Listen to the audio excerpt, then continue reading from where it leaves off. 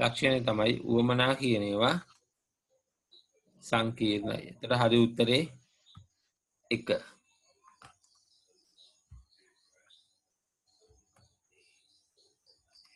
හරි. 16 කියන්න බලන්න උත්තරේ.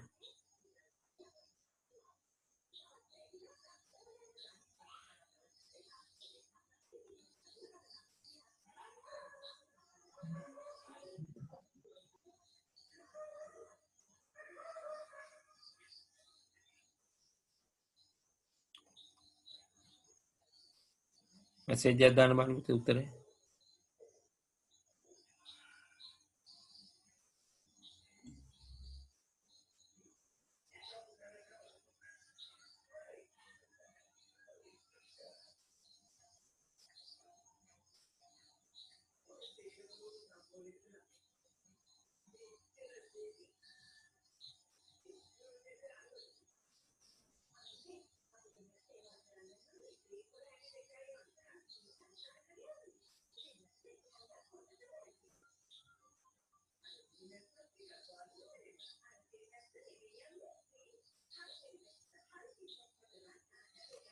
හරි.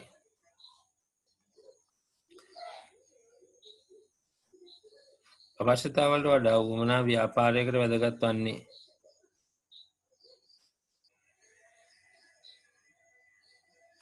අපි කලින් එකේදීත් කතා කළා ඇයි අවශ්‍යතාවලට වඩා උවමනා ව්‍යාපාරයකට වැදගත් වෙන්නේ කියලා. පුද්ගලයාගෙන් පුද්ගලයාට වෙනස් වෙනයි කියලා ඒක අපිට ව්‍යාපාරයක් විදිහට වැදගත් වෙන්නේ නැහැ. ද්විතීක වෙන එකත් ව්‍යාපාරයකට වැදගත් වෙන්නේ නැහැ. හැබැයි ව්‍යාපාරයක් ගත්තොත් එහෙම නිර්මාණය කළ හැකිවීම උවමනා නිර්මාණය කළ හැකිවීම ව්‍යාපාරයකට වැදගත්. මොකද හොඳ උවමනාවක් නිර්මාණය කරගත්තොත් ඒක ව්‍යාපාරයට ලාභයි වාසිදායකයි.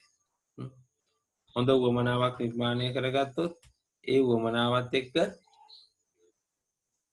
එයාට පුළුවන් හොඳ භාණ්ඩයක් වෙළඳපොළට ලබා දෙන්න. ඒතර ඒක නිසා නිර්මාණය කළ හැකි වීම කියන කාරණය නිසා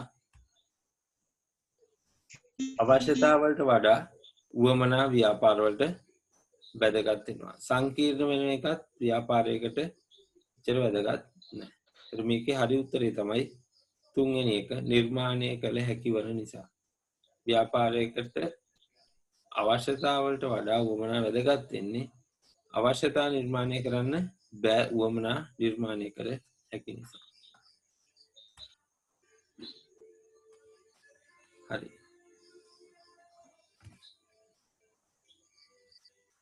පුතේ ස්ක්‍රීන් එකේ ලියන්න එපා අනිත් අයත් උත්තර ලියන හින්දා හරි උත්තරයට ඉංග්‍රීසියෙන් දෙන්න එපා.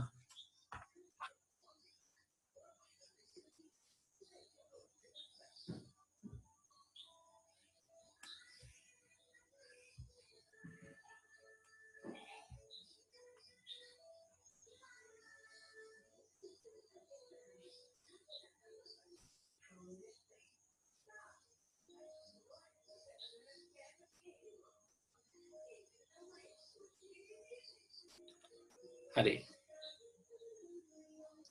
පහත දේ අතරින් ප්‍රධාන නිෂ්පාදන සාධකයක් නොවන්නේ අපිට සාධක කීපයක් දීලා තියෙනවා. පහත දේ අතරින් ප්‍රධාන නිෂ්පාදන සාධකයක් නොවන්නේ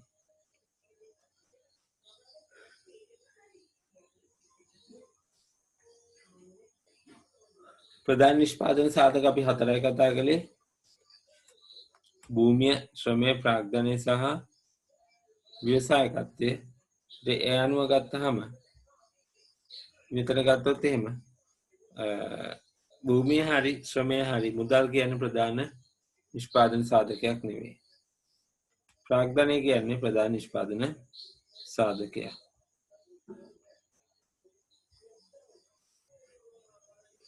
හරි. 18 වෙනි ප්‍රශ්නේ.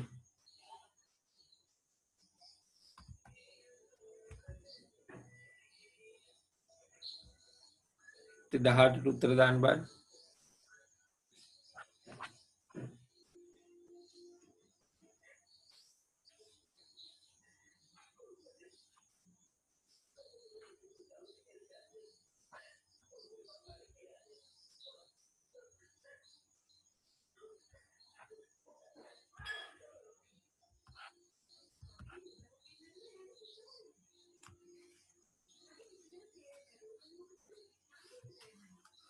ප්‍රාග්ධනය නිෂ්පාදන සාධකයට අයත් නොවන සම්පතක් වන්නේ.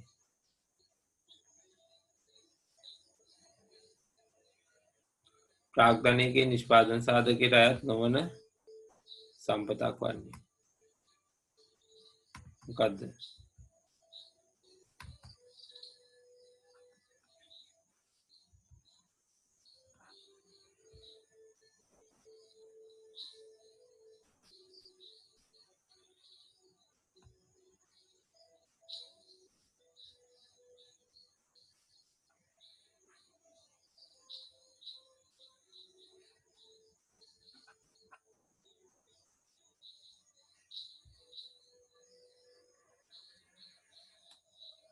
හරි. මුදල් කියන්නේ ප්‍රාග්ධනයට අයිති. ගොඩනැගිලි කියන එකත් ප්‍රාග්ධනයට අයිති. ඉඩම් කියන එක ප්‍රාග්ධනයට අයිති නෑ. ඉඩම් කියලා කියන්නේ භූමිය, ස්වභාවික සම්පතක්. යන්ත්‍ර කියන එක ප්‍රාග්ධනයට අයිති. හරි උත්තරේ ප්‍රශ්න අංක 18ට හරි උත්තරේ උත්තර අංක 3.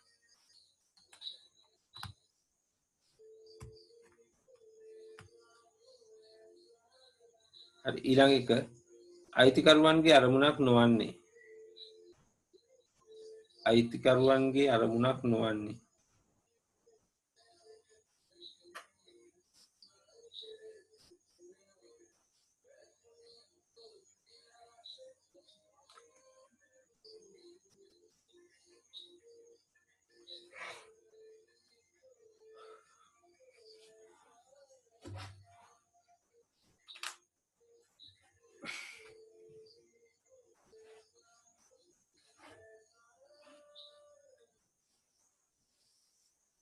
පළවෙනි එක කියනවා අපේ ප්‍රමාණවත් ලාභයක් ඉපයීම, ව්‍යාපාරය වර්ධනය කර ගැනීම, බැංකු ණයක් ලබා ගැනීම, රැකියාව උත්පාදනය. ව්‍යාපාරයක අයිතිකරුවෙක් කියන්නේ ව්‍යාපාරයක හිමිකරුවෙක් විදිහට ගත්තොත් එහෙම එයා මූලික බලාපොරොත්තු වෙනවා ප්‍රමාණවත් ලාභයක් උපය ගන්න. ඒ වගේම එයා බලාපොරොත්තු වෙනවා එයාගේ ව්‍යාපාරය වර්ධනය කර ගන්න. ඒ වගේම එයා බලාපොරොත්තු වෙනවා එයාගේ ව්‍යාපාරයෙන් නව රැකියා අවස්ථා උත්පාදනය කර ගන්න. හැබැයි බැංකු ණයක් ලබා ගැනීම කියන එක යාගේ අරමුණක්. 19 වෙනි ප්‍රශ්නට හරි උත්තරේ අංක 3. පුතේ අපහැදිලි තැන් තියෙනවා නම් අහන්න. තේරුම් නැත්නම් අහන්න. අභ්‍යන්තර පරිසරයේ ඇල්මක් ඇති පාර්ශවයක් නොවන්නේ. අභ්‍යන්තර පරිසරයේ ඇල්මක් ඇති පාර්ශවයක් නොවන්නේ. එතන මේ අහන්නේ ව්‍යාපාර පරිසරයේ අභ්‍යන්තර පරිසරයේ සාධකයක් නොවන අය කවුද කියලා.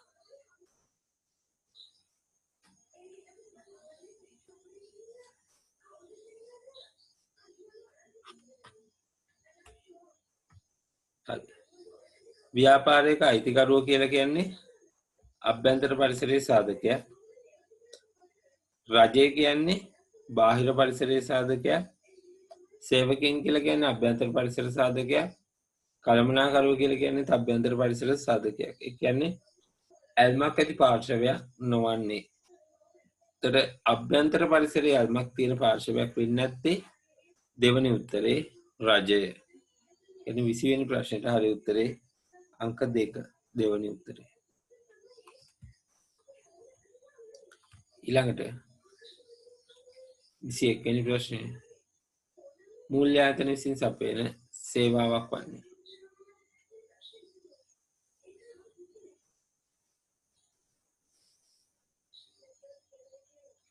මූල්‍ය ආයතන සපයන සේවාවක් වන්නේ.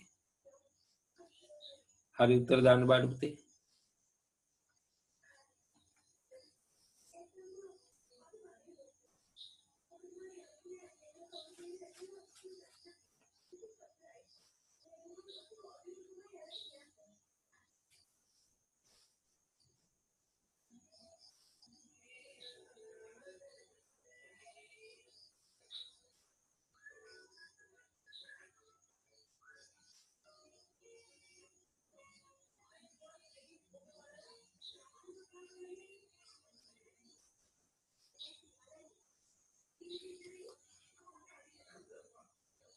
හරි පළවෙනි එක ණය ලබා දීම මූල්‍ය ආයතන විසින් ණය ලබා දීම කරනවා.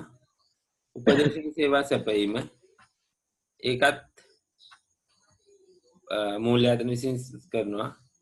අපි කියනකට වණික් බැංකු කියලා. ඒ වගේම කල්බදු පහසුකම් නැත්නම් ලීසින් කියන එක මූල්‍ය ආයතන විසින් සැපයන සේවාවක්. අපි දන්නවා ලීසින් කියන එක. ඒතර මේකේ අපි ගත්තොත් එහෙම ඉහත සියල්ලම කියන උත්තරේ තමයි හරි. ඒ කියන්නේ මූල්‍ය ආයතන විසින් ඉහත තියෙන සියලුම සේවාවන් සපයනවා. ඒ කියන්නේ ණය ලබා දීම කරනවා, උපදේශන සේවාවන් ලබා දෙනවා, ලීසින් පහසුකම් ලබා දෙනවා, නැත්නම් කල්බදු පහසුකම් ලබා දෙනවා. ඒ නිසා ඉහත සියල්ලම කියන උත්තරේ තමයි නිවැරදි උත්තරේ. ඒ කියන්නේ 21 වෙනි ප්‍රශ්නෙට හරි උත්තරේ අංක 4.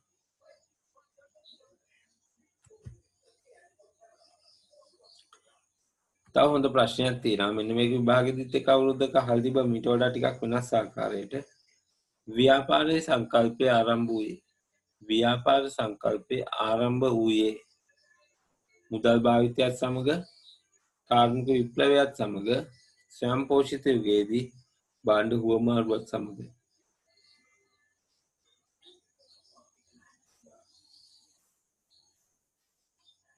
ව්‍යාපාර සංකල්පය ආරම්භ වුණේ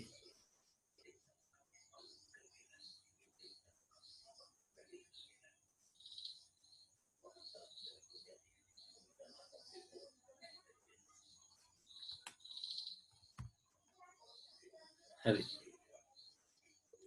මුදල් භාවිතයත් එක්ක නෙමේ ඊට කලින් ව්‍යාපාර සංකල්පය ආරම්භ වෙලා තිබුණා.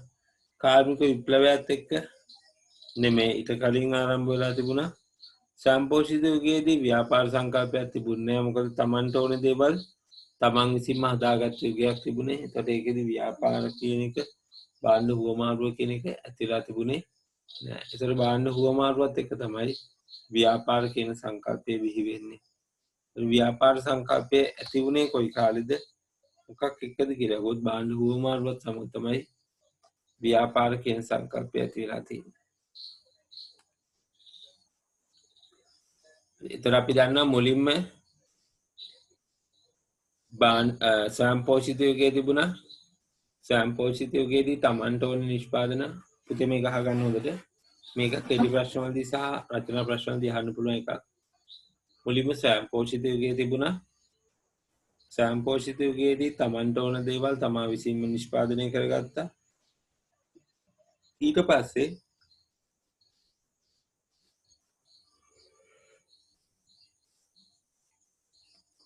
එක් පුද්ගලයන් තම තමන් කැමති කාර්යයන් වල වැඩිපුර නිරත වෙන්න ගත්තා. ඒ කියන්නේ වගා කරන අය වැඩිපුර වගා කරන්න යමු වුණා. දඩයම් කරන අය වැඩිපුර දඩයම් කරන්න යමු වුණා. වෙනත් කාර්යයන් වල නිරත වෙන අය ඒ කාර්යයන් වල වැඩිපුර නිරත වුණා. ඒතකොට තම තමන් වැඩිපුර එක කාර්යයක වැඩිදුර නිරත වීමෙන් යාලා ඒ කාර්ය සම්බන්ධ විශේෂ හැකියාවක් ඇති වුණා. අපි ඒකට කිව්ව නම විශේෂීකරණය වෙනවා කියලා. ඒතර විශේෂීකරණය යටතේ අපි කතා කරලා තිබුණා ප්‍රාදේශීය විශේෂීකරණය, පුද්ගල විශේෂීකරණය, ජාත්‍යන්තර විශේෂීකරණය වගේ විශේෂීකරණය අපි කතා කළා. ඒතර මේ විශේෂීකරණය වීමත් එක්ක වගා කරන කෙනා විශේෂීකරණය වුණාම එයා ඒ සම්බන්ධ දක්ෂයෙක් නිපුණතාවයක් තියෙන පුද්ගලෙක් බවට පත් වුණාම එයාට වැඩි අස්වැන්නක් ලබා ගන්න පුළුවන්. දඩයම් කරන කෙනත් ඒ වගේ. එයා ඒ සම්බන්ධ විශේෂ හැකියාවක් දක්ෂතාවයක් ඇති වුණාම එයා ඒකට අවශ්‍ය ආයුධ උපකරණ හදා ගන්නවා. එතකොට ඒකත් එක්ක එයාට ඒකේ ප්‍රතිලාභ වැඩිපුර ගන්න පුළුවන්. හැබැයි එක්කෙනෙක් හැම එක්කෙනාම තම තමන් වැඩිපුර කැමති ශ්‍රේෂ්ඨයක් වල නිරත වෙච්ච නිසා එම ශ්‍රේෂ්ඨයන් වලින් එයාලට ලැබෙන අස්වැන්න අතිරික්තයක් බවට පත් වුණා. ඒ කියන්නේ වගා කරන කෙනාට ඕනෑවටත් වඩා ධාන්‍ය වර්ග තියෙනවා. එතකොට එයා මොකද කළේ? ඒ ධාන්‍ය ටික හුවමාරු කරගත්ත තවත් පුද්ගලයෙක් සමග. ඒ කියන්නේ තවත් පාර්ශවයකට දීලා එයා කැමති දෙයක් ඒගොල්ලන්ගෙන් ගත්තා. ඒතර අන්න ඒකත් එක තමයි භාණ්ඩ හුවමාරුව කියන එක ඇති වුණේ. එතකොට පුතේ භාණ්ඩ හුවමාරුව කියන එක ආරම්භ වීමත් සමග තමයි ව්‍යාපාර කියන සංකල්පය ඇති වෙන්නේ. ඒතර භාණ්ඩ හුවමාරුව කියන එක තමයි මේකේ හරි උත්තරේ. ඒ කියන්නේ 22 වෙනි ප්‍රශ්නෙට හරි උත්තරේ 4 වෙනි උත්තරේ.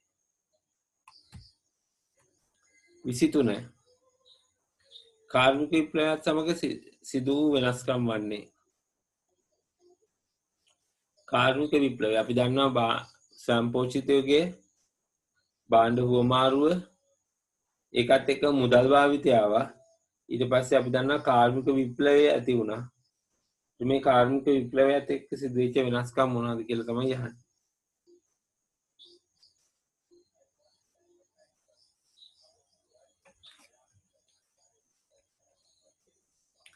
හැමෝම උත්තර දාන්න බලන්න පුතේ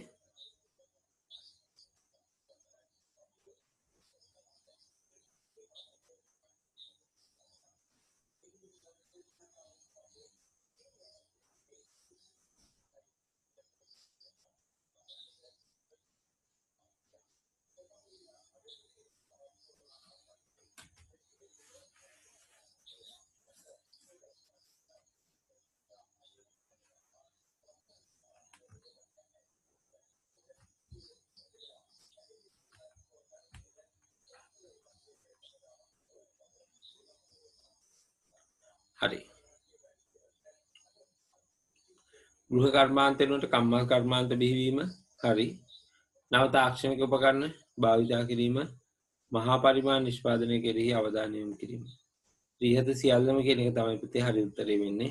ඒතර මේ වගේ ප්‍රශ්න අපි දාන්නේ. ඒතර මේ කාර්මික විප්ලවයත් එක්ක වෙච්ච වෙනස්කම් මොනවද කියන එක පොඩ්ඩක් මතක් කරගන්න. නැත්නම් ඒක රචනා ප්‍රශ්නයක් විදිහට අහුවොත් ඒ කරුණු තුන මතක තියාගෙන අපිට ලියන්න.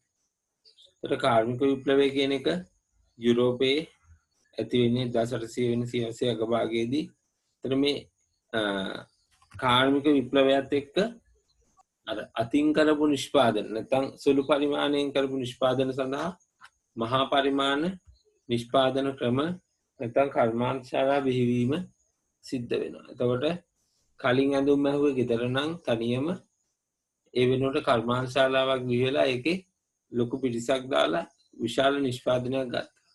ඒකට සාමාන්‍යයෙන් පුද්ගලයන් තනි තනි වශයෙන් වගා කරපු එක එකතු කරලා ලොකු විශාල වගා ඉඩම් ඇති කරලා ඒකට අවශ්‍ය යන්ත්‍ර සූත්‍ර භාවිතා කරලා වගා කරන්න පටන් ගත්තා. ඒ කියන්නේ ගෘහ කර්මාන්ත වෙනුවට කම්හල් කර්මාන්ත බිහි වෙනවා.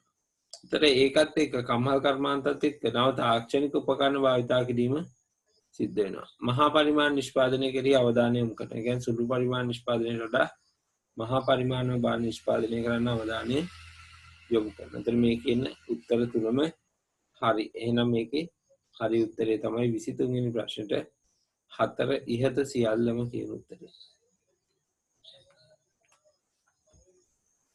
හරි. ඊළඟ ප්‍රශ්නට යන්න අපි 24. පාරිභෝගිකයෙකුගේ ප්‍රධාන අරමුණු දෙක වන්නේ. අපි හැමෝම පාරිභෝගිකයෝ. ඒතකොට අපේ අරමුණු මොනවද? පාරිභෝගිකයෙක් විදිහට අපි මොනවද බලාපොරොත්තු වෙන්නේ?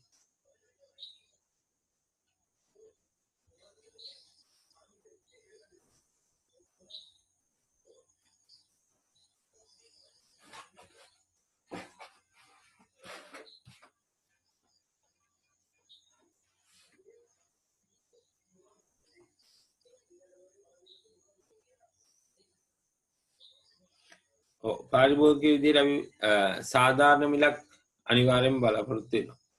භාණ්ඩය සඳහා සාධාරණ මිලක් බලාපොරොත්තු වෙනවා. හැබැයි ආකර්ෂණීය ඇසුරුම කියන එක අපි බලාපොරොත්තු වෙනවා. ඒක ඉතින් ප්‍රධානම අරමුණක් නෙමෙයි අපේ. මෙතන ආන්නේ පාරිභෝගිකයේ ප්‍රධාන අරමුණු දෙක.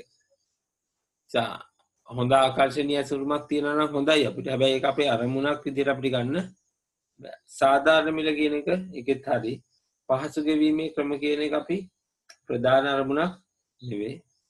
සාධාරණ මිල හරි ප්‍රධාන අරමුණක්.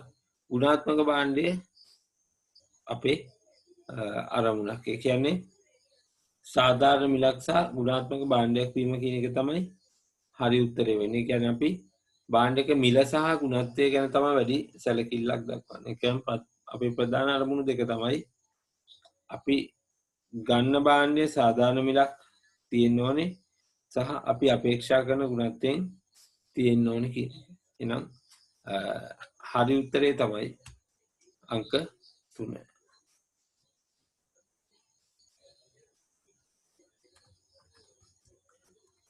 හරි. 25 අවශ්‍යතාවල ලක්ෂණයක් නොවන්නේ කුමක්ද? අවශ්‍යතාවල ලක්ෂණයක් නොවන්නේ.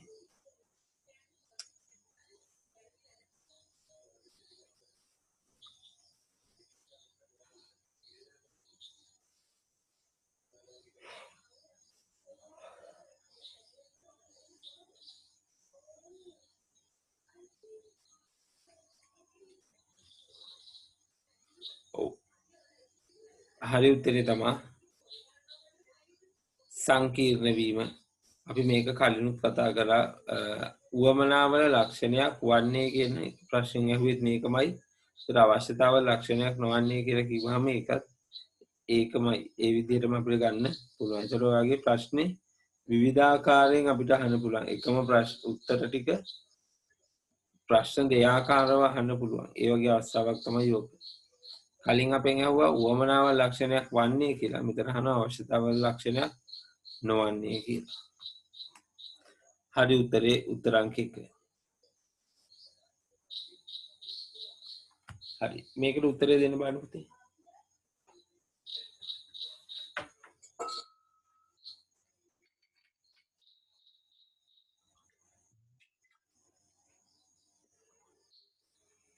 සේවා සැපීමේ ව්‍යාපාරයක් නොවන්නේ.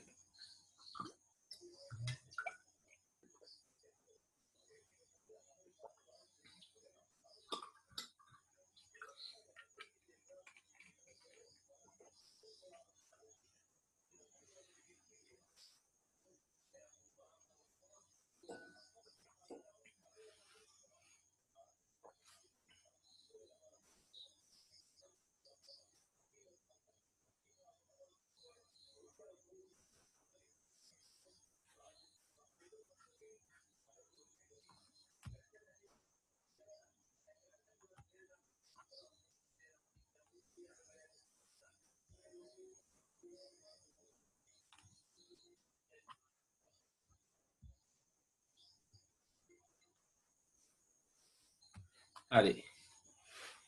ඩයලොග් ආයතනය කියලා කියන්නේ පුතේ සේවා සපයන ආයතනයක්. ලංකම කියන්නේ ලංකා ගමනාගමන මණ්ඩලය. සේවාවක් සපයන්නේ ප්‍රවාහන සේවාව. ජාතික රූපවාහිනියත් සේවාවක් සපයන්නේ. එතකොට සිංගර් ආයතනය කියලා කිව්වම මේගොල්ලන් භාණ්ඩ අලෙවි කරන ආයතනයක්. එතන මෙතන සේවා සැපීමේ ව්‍යාපාරයක් නොවන්නේ කියලා ප්‍රශ්නේ අහන්නේ නම් සේවා සපයන්නේ නැති ආයතනය තමයි සිංගර් ආයතනය. නැත්නම් ප්‍රශ්න උත්තර අංක 2. ප්‍රශ්න අංක 26ට අදාළ උත්තරේ තමයි උත්තර අංක 2.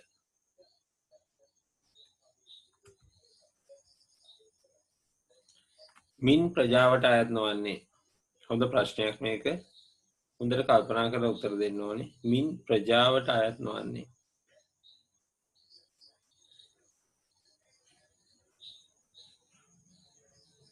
අපි ප්‍රජා පරිසරය කියලා නැත්නම් ප්‍රජාව අපි අඳුන්වන ව්‍යාපාර පරිසරයක් විදිහට ප්‍රජාවට අයිති වෙන්නේ නැත්තේ.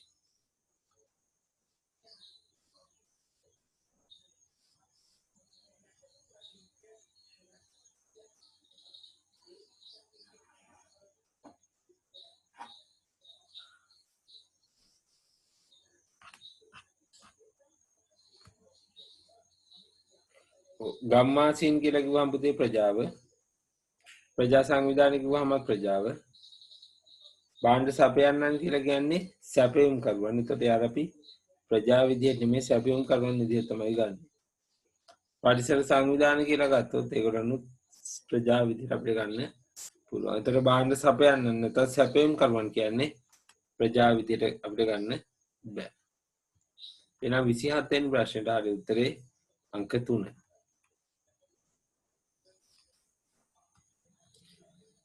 මෙන්න මේක හොඳ ප්‍රශ්නයක්. හොඳට කල්පනා කරලා උත්තරය දෙන්න බලන්න.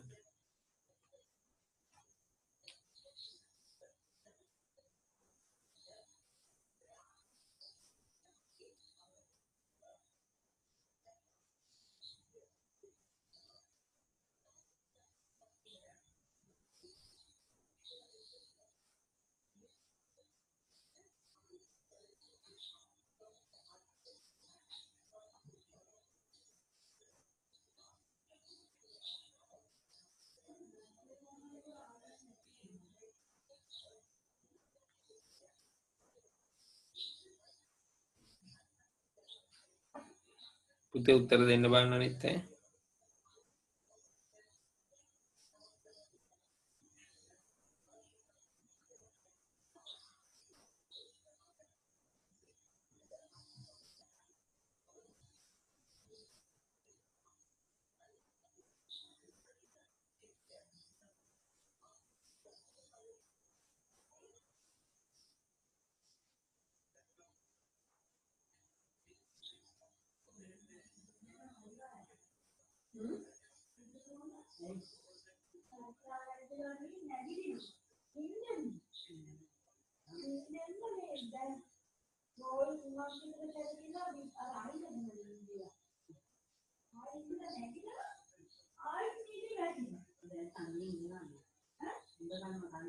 හරි.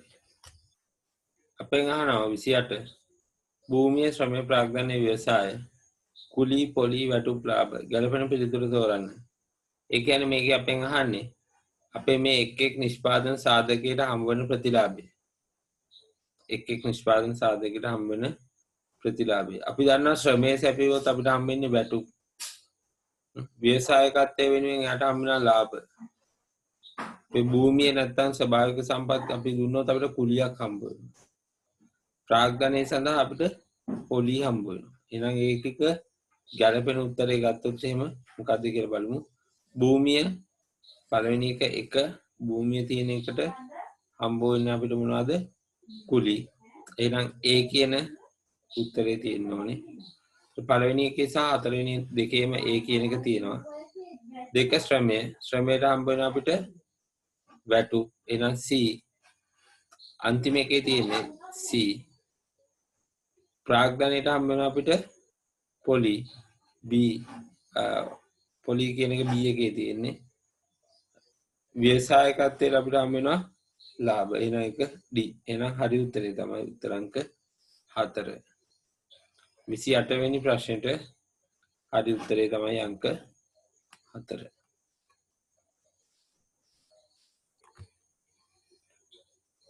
හරි. මේකත් හොඳ ප්‍රශ්නයක්. හොඳට කල්පනා කරලා උත්තර දෙන්න බෑ.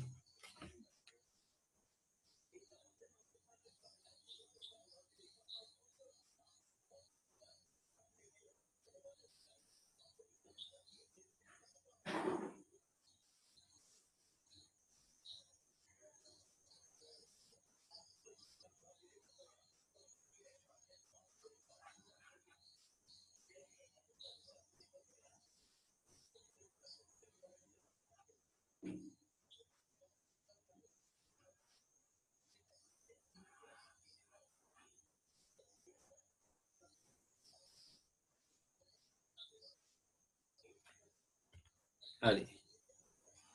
අනාගත ආයෝජකයන් නැත්නම් ව්‍යාපාරික ආයෝජකයන් කියලා කියන්නේ භාණ්ඩ මිලදී ගන්නන් නෙමෙයි, සේවා සපයන්නන් නෙමෙයි, ව්‍යාපාරයට ප්‍රාග්ධනය සපයා ඇති අය. අනාගත ආයෝජකයන් නම් එයා දැනටමත් ව්‍යාපාරයට ප්‍රාග්ධනය සපයලා නෑ. අනාගත ප්‍රාග්ධන සපයන්න තමයි අනාගත ආයෝජකයන් කියලා කියන්නේ. එහෙනම් හරි උත්තරේ තමයි උත්තර අංක 4. අයිතිකරුවන්ගේ දායකත්වයක් නොවන්නේ.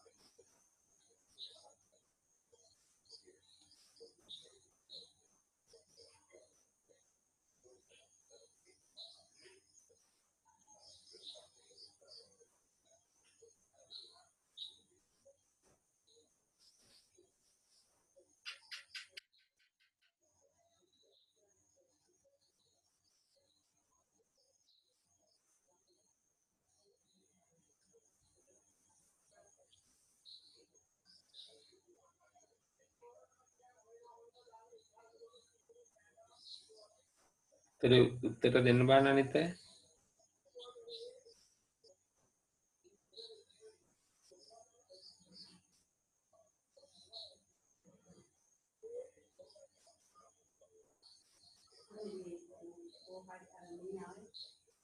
හරි. ප්‍රමාණවත් ප්‍රාග්ධනයක් ලබා දීම, ණයට භාණ්ඩ ලබා ගැනීම, උනන්දුව හා කැපවීම, සුපරීක්ෂණය. ප්‍රමාණවත් ප්‍රාග්ධනයක් ලබා දීම අයිතිකරුවන්ගේ දායකත්වයක්, උනන්දුව හා කැපවීම යාගේ දායකත්වයක්, ව්‍යාපාරයකට සුපරීක්ෂණය කිරීම යාගේ දායකත්වයක්, බයි ණයට භාණ්ඩ ලබා ගැනීම කියන එක යාගේ දායකත්වයක් නෙමෙයි. එතකොට හරි උත්තරේ තමයි උත්තර අංක 2. 30 වෙනි ප්‍රශ්නෙට උත්තරේ අංක 2. පුතේ මෙතනින් අපේ කෙටි ප්‍රශ්න ටික අවසන් වෙනවා. මෙතනින් එහාට තියෙන්නේ ඔක්කොම රචනා ප්‍රශ්න 5ක් තියෙන්නේ.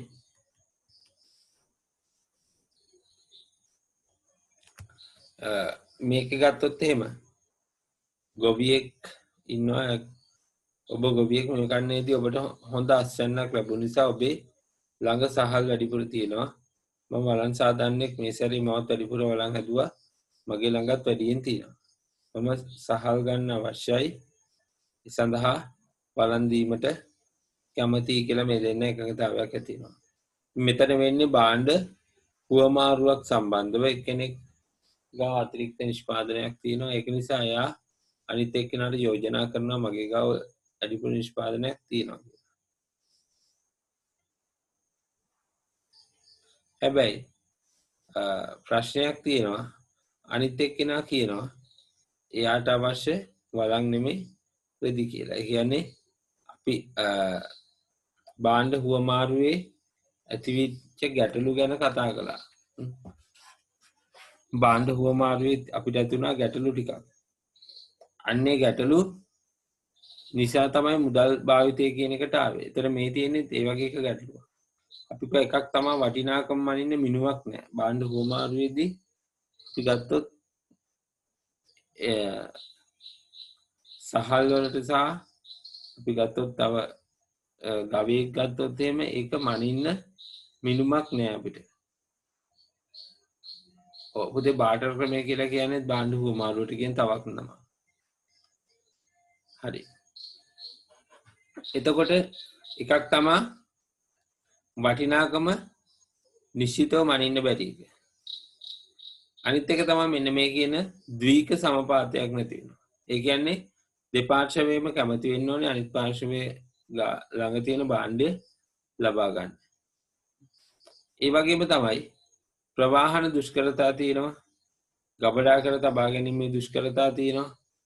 ඔය වගේ හේතු නිසා භාණ්ඩ හුවමාරු ක්‍රමය අසාර්ථක වෙනවා. ඒ වෙනුවට භාණ්ඩ හුවමාරු ක්‍රමයෙන් තවත් ඉදිරියට ඇවිල්ලා මුදල් භාවිතය කියන එක ඇති වෙනවා. ඒතර අතීතයේ මෙවැනි ගැටලුවක් විසඳ ගන්න නම් එයාලා කලේ මුදල් භාවිතා කිරීම කරන එක. වර්තමානයේ මේ වගේ ගැටලුවක් ඇති වුණොත් අපිට ප්‍රශ්නයක් නැහැ. අපි මුදල් භාවිතා කරන නිසා අපිට ඒක පහසුවෙන්ම විසඳ ගන්න පුළුවන්. ඒතර පුතේ මේ ප්‍රශ්නෙට ඔයාලා උත්තරේ ලියන්න. ඊළඟ එක හොඳ මුදලක ප්‍රධාන ලක්ෂණ දෙක මොනවද කියලා අහනවා. හොඳ මුදලක ප්‍රධාන ලක්ෂණ දෙකක් තියෙනවා. එකක් තමයි හුවමාරු මාධ්‍යයක් ලෙස කටයුතු කිරීම. අනිත් එක තමයි පොදු පිළිගැනීමක් තිබීම. පාරිභෝගිකයෙකුගේ ප්‍රධාන අරමුණු දෙක අපි කතා කළා කලිනුත් කෙටි ප්‍රශ්නවල. මේකෙදිත් විභාගෙදී අපිට අහන්න පුළුවන් මේ ප්‍රශ්න. මේ මම දාලා තියෙන මෙතන පුතේ විභාගෙදී අහන්න පුළුවන් ආසන්න ප්‍රශ්න. ඒ නිසා මේවා ටිකක් බලාගෙන යන්න. හොඳ මුදලක ප්‍රධාන ලක්ෂණ කියන එක අවුරුදු කිහිපයකට කලින් අහලා තියෙනවා. නැවත අහන්න පුළුවන්. පාරිභෝගිකයෙකුගේ ප්‍රධාන අරමුණුත් අහන්න පුළුවන්. ඊළඟට අවශ්‍යතා හා උවමනා අතර වෙනස්කම් මොනවද කියන එක අපෙන් අහන්න පුළුවන්. ඒතර මේකේ කියන්න ඕනේ අපි අවශ්‍යතාවල ලක්ෂණ ටික සහ උවමනාවල ලක්ෂණ ටික. කිව්වනම් ඒ දෙකේ වෙනස අපිට නිකම්ම ගන්න පුළුවන්. ඊළඟ එකේ අපිට කියනවා එදිනෙදා භාවිතා කරන භාණ්ඩ හා සේවා පහක් තෝරා ගැනීම භාණ්ඩ තෝරා ගැනීමට හේතු සහ භාණ්ඩවල තරංකාරී භාණ්ඩ දෙකක් සඳහන් කරන්න කියලා. මේ පාරිපුතේ විභාගෙදී ගොඩක් වෙලාවට මේ වගේ ප්‍රශ්න වලට යොමු වෙන්න තියෙන අවස්ථා වැඩි. හේතුව තමයි සිලබස් එක ආවරණය නොවුනත් මේ වගේ ඒවා සාමාන්‍ය දැනුමින් ලියන්න පුළුවන් ප්‍රශ්න. බොහෝ විට මේ වගේ ප්‍රශ්න විභාගෙදී එන්න තියෙන සම්භාවිතාවය වැඩි මේ අවුරුද්දේදී. මොකද මේ අපිට ගණන ක්‍රමවේදයේ බාධා ඇති වෙච්ච නිසා. ඒතර මේකෙදී අපිට වෙනම තියරි ඉගෙන ගන්න තියෙන අවශ්‍යතාවයක් නැහැ. අපි එදිනදා භාවිතා කරන භාණ්ඩ හා සේවා වර්ග 5ක් අපිට ලියන්න පුළුවන්. අපි ගත්තොත් කිරිපිටි ගත්තොත්, සහල් ගත්තොත්, ටූත් පේස්ට් ගත්තොත්, බිස්කට් ගත්තොත්, ඔය වගේ අපිට භාණ්ඩ වර්ග 5ක් ලියන්න පුළුවන්. ඊට පස්සේ මේ භාණ්ඩ වලට තරඟකාරී අනෙකුත් භාණ්ඩ. දැන් අපි ගත්තොත් එහෙම බිස්කට් එකක් විදිහට මාරි බිස්කට් ගන්නවා. එතකොට තරංකාරී ආයතන දෙකක්. එකක් අපිට ලියන්න පුළුවන් මංචි, අනිත් එක මැලිබර්න්. බිස්කට් මාරි බිස්කට් වලට තරංකාරී ආයතන දෙකක් තමයි මංචි ආයතනය සහ මැලිබර්න් ආයතනය. ඒතර ඊළඟට අපි ඊට කලින් අපෙන් අහනවා තෝරා ගැනීමට හේතුව. භාණ්ඩය හෝ සේවාව. අපි භාණ්ඩය හෝ සේවාවට ලියනවා බිස්කට්. තෝරා ගන්න හේතුව ඒ භාණ්ඩයට අපි කැමති නැත්නම් ඒක මිල අඩුයි. නැත්නම් කාලයක් තිස්සේ භාවිතා කරලා තියෙනවා. ඔය වගේ හේතු අපිට කියන්න පුළුවන්. ඊළඟට තරංකාරී භාණ්ඩ දෙකක් ලියන්න පුළුවන්. හරි. පුතේ ඔය ටිකට ඔයගොල්ලන් උත්තර ලියන්න. ලියලා මට දැම්මොත් ඕනනම් උත්තර හරිද වැරදිද කියලා බලලා කියන්න පුළුවන්. හරි. ඔයාලට පන්තිය ගැන තියෙන අදහස් මට මැසේජ් කරන්න WhatsApp එකෙන්. මෙතන මැසේජ් කරන්න එපා, WhatsApp එකට දාන්න පුතේ.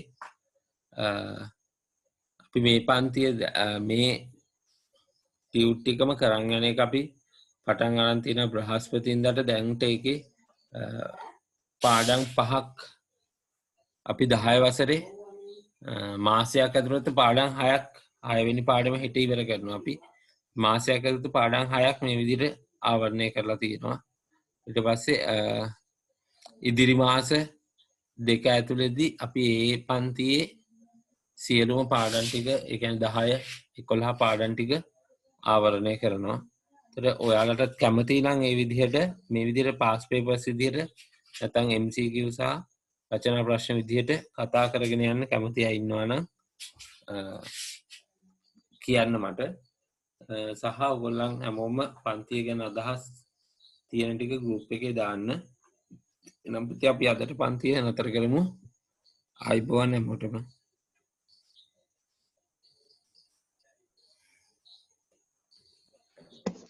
ආයිබෝවන්.